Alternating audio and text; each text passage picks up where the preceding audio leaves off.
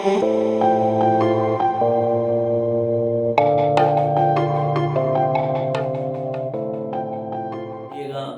മഹത്വമുണ്ടായിരിക്കട്ടെ.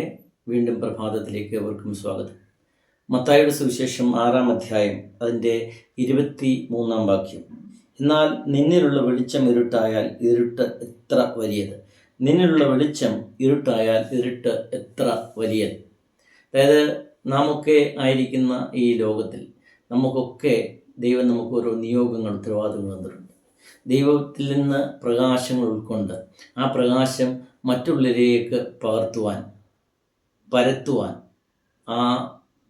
ഈ ദൈവത്തിൽ നിന്നുള്ള ആ ദൈവത്തെ മറ്റുള്ളവർക്ക് അറിയിക്കുവാൻ ദൈവികമായ വെളിച്ചം നമുക്ക് തന്നിട്ടുണ്ട്. അതാണ് ആ വെളിച്ചം മറ്റുള്ളവർക്ക് പരത്തുവാനുള്ള ഉത്തരവാദിത്വം നമുക്കുണ്ട്. അന്ധനായ ഒരു മനുഷ്യൻ, അദ്ദേഹത്തിൻ്റെ സ്നേഹിതൻ രോഗശയ്യയിലാണെന്നറിഞ്ഞപ്പോൾ, പ്രയാസത്തിലൊക്കെ ആയിരുന്നറിഞ്ഞപ്പോൾ അദ്ദേഹത്തെ സന്ദർശിക്കുകയാണ് അന്ധനായ മനുഷ്യൻ. അപ്പോൾ അദ്ദേഹം ഉച്ച കഴിഞ്ഞാണ് ചെയ്യുന്നത്, 4-5 മണിയൊക്കെ ആയപ്പോഴായിരിക്കാം. അവിടെ ചെന്ന് അദ്ദേഹത്തോട് സംസാരിച്ചൊക്കെ ഇരുന്നപ്പോൾ അദ്ദേഹം നേരം വൈകിപ്പോയി, നന്നേ ഇരുട്ടി. അദ്ദേഹത്തിൻ്റെ ഈ അന്ധനായ മനുഷ്യനെ അദ്ദേഹത്തിൻ്റെ വീട്ടിൽ കൊണ്ടുവിടാൻ ഈ വീട്ടിൽ വേറെ ആരുമില്ല. ഇദ്ദേഹത്തിൻ്റെ ഭാര്യ, ഈ സ്നേഹിതനെ പരിചരിക്കുന്ന അദ്ദേഹത്തിൻ്റെ ഭാര്യ മാത്രമേ ഉള്ളൂ. അപ്പം ഈ സ്നേഹിതൻ വിഷമപ്പെടുമ്പം ഈ അന്ധനായ മനുഷ്യൻ പറയാണ്, വിഷമിക്കണ്ട, എനിക്ക് പരിചിതമായ വഴികളാണ്, ഞാൻ പൊക്കോളാം എന്ന് പറയുമ്പം ഈ സ്നേഹിതൻ പറയാണ്, അല്ലല്ല അങ്ങനെ പോകണ്ട. എന്നാൽ ഭാര്യയോട് പറഞ്ഞിട്ട് ഒരു വിളക്ക് കത്തിച്ച് ഈ അന്ധനായ മനുഷ്യൻ്റെ കൊടുക്കുകയാണ്, ഇരുട്ടായപ്പോൾ. അപ്പോൾ ഈ അന്ധനായ മനുഷ്യൻ പറയുകയാണ്, എനിക്കെന്തിനായി വിളക്ക്, രാത്രിയും പകലും തമ്മിൽ തിരിച്ചറിയാത്ത എനിക്ക് ഈ വിളക്ക് കൊണ്ട് പോയാൽ എന്താണ് പ്രയോജനം എന്ന് പറയുക. അപ്പോൾ ഈ സ്നേഹിതൻ പറയുകയാണ്, അല്ല, ഈ വിളക്ക് നിനക്കല്ല, ഈ വിളക്ക് കണ്ടപ്പം നിന്നിൽ നീ പിടിക്കുന്ന വിളക്ക് കണ്ടുകൊണ്ട് അതായത് ലക്കിൽ ലഗാനുമില്ല മദ്യപന്മാർ കാണും, അങ്ങനെ തിന്മകൾ, അതായത് വന്ന് നിന്നെ തട്ടാതെ ഈ അന്ധകാരത്തിൽ വരുന്ന ആൾക്കാർ, ഇരുട്ടിൽ വരുന്ന ആൾക്കാർ, ഒരുപക്ഷെ എതിരെ വരുന്നവർ മദ്യപന്മാരായിരിക്കാം, ലക്കിൽ ലഗാനമില്ലാത്തവരായിരിക്കാം, അവരൊക്കെ വന്ന് നിന്നെ മുട്ടാതെ ഈ വിളക്ക് നിനക്ക് സഹായിക്കുമെന്ന് പറയാം. പ്രിയമുള്ളവരെ, നമ്മളുള്ള ആ വെളിച്ചം ഇങ്ങനെ കത്തിക്കൊണ്ടിരിക്കണം എപ്പോഴും. അതൊരു പക്ഷെങ്കിൽ പ്രാർത്ഥനയാകാം, വചനം എപ്പോഴും ഉരുവിടുന്നതാകാം, സങ്കീർത്തനങ്ങൾ ഇങ്ങനെ പറഞ്ഞുകൊണ്ടിരിക്കുന്നതാകാം, നമ്മളുടെ സ്നേഹമാകാം, നമ്മുടെ ഉള്ള ദയാകാം, കരുണയാകാം, ദൈവത്തിൽ നിന്ന് നമ്മൾ പ്രാപിച്ച കൃപാവരങ്ങളാകാം. ഈ വെളിച്ചം എപ്പോഴും കത്തിക്കൊണ്ടിരിക്കുക. ഈ വെളിച്ചം ഇങ്ങനെ കത്തിക്കൊണ്ട് പോകുന്നിടത്തോളം കാലം നമ്മളെ ഒരു തിന്മയ്ക്കും നമുക്ക് തൊടുവാൻ സാധ്യമല്ല.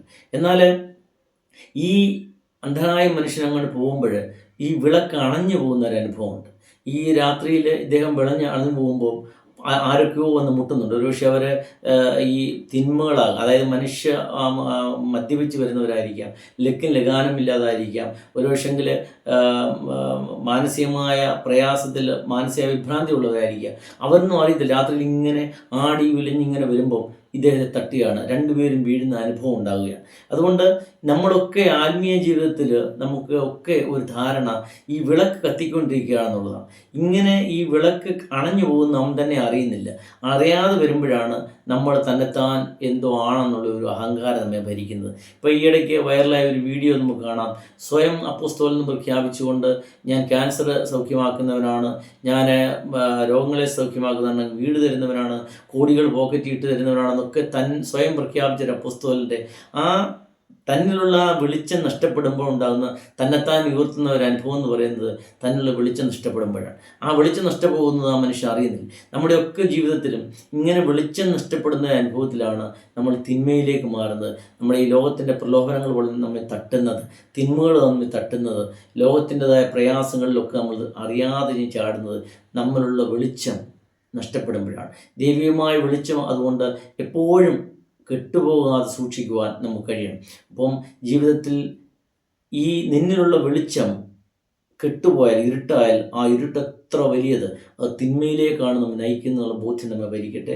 അതുകൊണ്ട് ദൈവികമായ വെളിച്ചം, അത് പ്രാർത്ഥനയാകാം, വചനങ്ങൾ ഉരുവിടുന്നതാകാം, നമ്മളിൽ നിന്നുള്ള സ്നേഹമാകാം. ഒരു സ്നേഹമെന്ന് പറയുന്നത് അത് വറ്റിപ്പോകാത്തതാണ്. നമ്മൾ എത്ര സ്നേഹം പകർന്നു കൊടുത്താലും ആ സ്നേഹം ഒരിക്കലും വറ്റിപ്പോകുന്നില്ല. ഒരു തിരുനാളം, ആ തിരുനാളത്തിൽ നിന്ന് എത്ര 1000 മെഴുകുതിരികൾ, ആ ഒരു മെഴുകുതിരിയിൽ നിന്ന് 1000 മെഴുകുതിരി കത്തിച്ച് മുമ്പോട്ട് പോയാലും ഈ കത്തിച്ച മെഴുകുതിരിക്കിൻ്റെ അതിൻ്റെ ആ പ്രകാശത്തിന് അതിന് ഭംഗം വരുന്നില്ല. അത് അതുപോലെ കത്തിക്കൊണ്ടിരിക്കും. അതിൻ്റെ പ്രകാശത്തിന് നഷ്ടം വരുന്നില്ല. അതുകൊണ്ട് സ്നേഹം, വെളിച്ചം ഇങ്ങനെ പകർന്നു കൊടുക്കുവാൻ, ദൈവമായ അനുഗ്രഹം പകർന്നു കൊടുക്കുവാൻ, നമ്മളുള്ള അനുഗ്രഹങ്ങൾ മറ്റുള്ളവർക്ക് പകർന്നു കൊടുക്കുവാൻ, മറ്റുള്ളവർക്ക് നന്മ കാണിക്കുവാൻ ദൈവം തമ്പുരാൻ സഹായിക്കട്ടെ എന്ന് പ്രാർത്ഥിക്കുന്നു. അതിന് ദൈവത്തിൻ്റെ പരിശുദ്ധാത്മ സഹായിക്കട്ടെ എന്ന് പ്രാർത്ഥിക്കുന്നു. ദൈവം നമ്മെ സമൃദ്ധമായി അനുഗ്രഹിക്കട്ടെ.